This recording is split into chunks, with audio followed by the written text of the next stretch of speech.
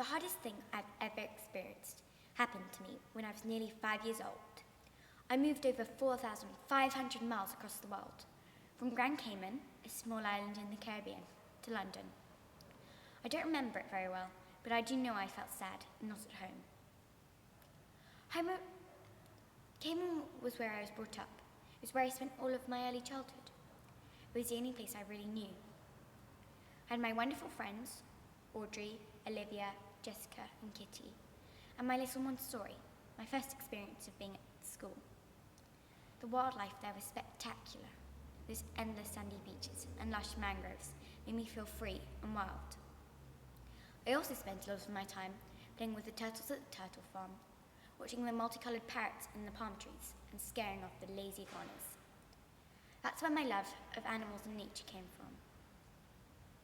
Both my parents are British, so when we first moved to England, all of my family said, "We're so glad you're home," or something similar. But it didn't feel like home. My home was where my friends were, where I knew I'd be safe.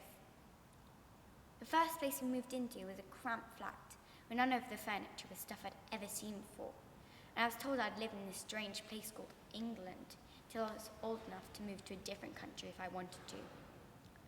London was a completely new experience for me, and it felt like the opposite of Cayman.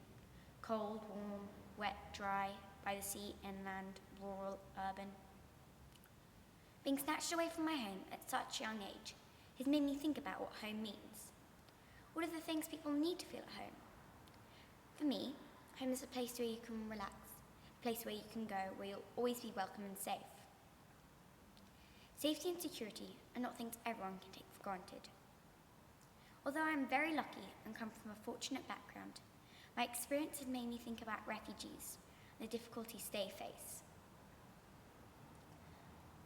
In December 2020, the International Rescue Committee reported that 1 in 3 refugees held at containment camps in the Aegean Islands were contemplating suicide or had serious mental health issues.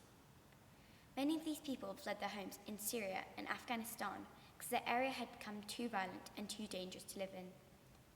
Now they're stuck in camps where the conditions are terrible. There is no feeling of security. This must make them feel uncertain because they don't know if they will be all right. They don't have that place where they know they can return to and will be safe. Every 2 minutes in the UK, someone faces losing their home. Exactly how many homeless people there are in the UK is hard to know for sure.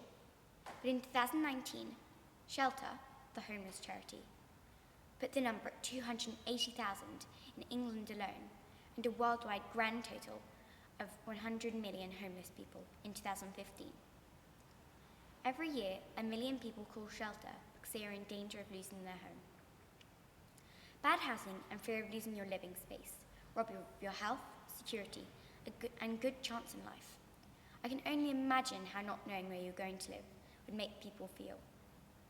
It is important we show kindness to people who are settling into their new homes, homeless, or in fear of losing their home. These interactions could be small things, such as asking how they are, or bigger things, like giving them some money. Interestingly,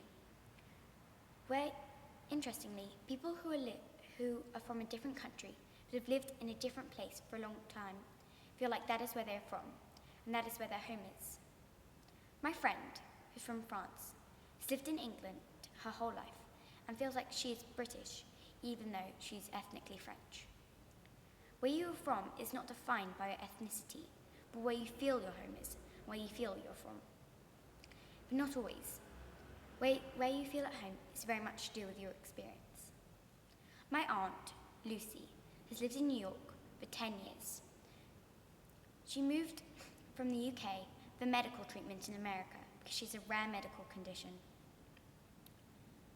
Sometimes she's in a lot of pain and gets very exhausted, so she can't do a lot. She lives in the West Village, where she says there's a great sense of community, which is really important to her well-being, being so far away from her family.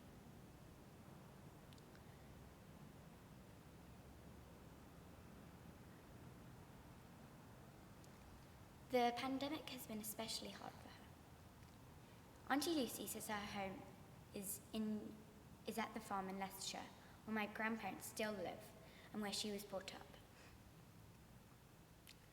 But she says she also feels at home in New York because it provides her with her physical and medical needs. And if those aren't being looked after, it can be very frightening.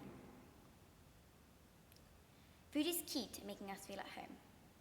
For me, home is when I'm eating spaghetti bolognese because it reminds me of the fun times I had making it with my dad. Loving a food isn't just about what it tastes like, it's also about what it represents, the love that went into making it, and the traditions and cultures it came from. I live in London, where you can eat from almost every country in the world. Close to my house is a Kurdish restaurant called Nandine. The dishes it serves come from when Parry, one of the owners, fled her home in Iraqi Kurdistan because it was attacked by Saddam Hussein's forces. Parry travelled from village to village looking for safety and collected regional recipes as she went. Parry moved to London with her husband in 1995, and today she and her family serve up all the recipes she collected. Parry has brought some of Kurdistan with her in the food she cooks. So it's a combination of things: food, friendship, family, a neighbourhood that gradually made England feel like my home. This means whenever we've moved house here, which we have done 11 times, I've never really been bothered by it. The house or flat I was living in wasn't the important thing. Feeling at home was. Home can also be where you keep belongings that are special to you. They don't have to be valuable. Home is where my stuffed rabbits are, because I've had them for so long and been through so much with them. I also love my books because they remind me of all the fantasy adventures I've been on. Home is that place you know you can go, the place you can settle down in, the place to kick off your shoes. Your home is like your foundation. Without it, you're unstable, and you don't have the anchor you need to support you. You can live in a small flat or a mansion, but home isn't about that. Home is not a place, it's a feeling.